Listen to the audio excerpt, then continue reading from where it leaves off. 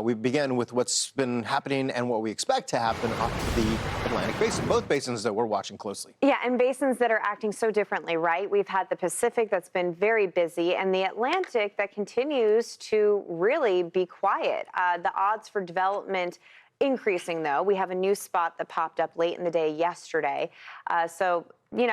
Another spot to look at. We'll see if this tropical wave can get its act together. There's a live look, by the way, over Morocco. Certainly beautiful. It looks good, temperatures right now in the 60s there. Never been there.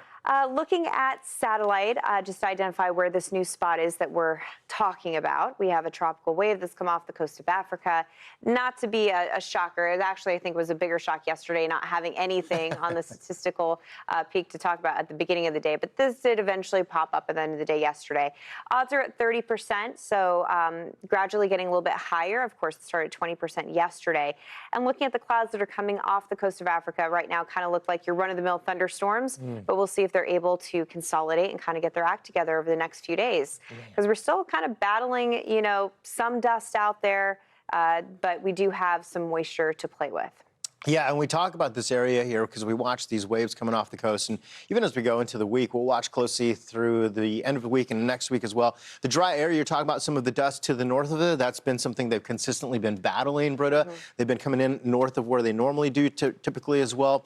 And when we take a look at some of the winds as we go into the weekend, well, it's likely to track northwest into that low shear. So and that's why the environment formation starts to go area up. is identified there. Exactly. It's the only spot. It's literally the only spot where something could come together. And it's not really a pocket. It's a wider area, right? Because sometimes it's just a small area, but you're right. And the area that it's working with, especially if it's on the southern side of that, we've got some warmer water. If it's on the northern side, it's not going to be able to get its act together. We got temps in the 70s on the northern fringe of this formation zone. I think it's going to be really a struggle if it favors to the north, because not only are the temperatures cooler, but that's where we have a little more dust compared to the southern part of the formation zone. But as you can tell, computer models favoring this, it's giving it a 60% chance of tropical probability through September 17th. Again, as a system or a budding system that's happening in the main development region, there's a lot of time, to look at that. But you'll see the development likely is marked. I do also want to point out a little bit closer to home in the Atlantic Basin, the Gulf highlighted for possible development between now and September 23rd. We'll talk about homegrown systems, but one that is worth watching.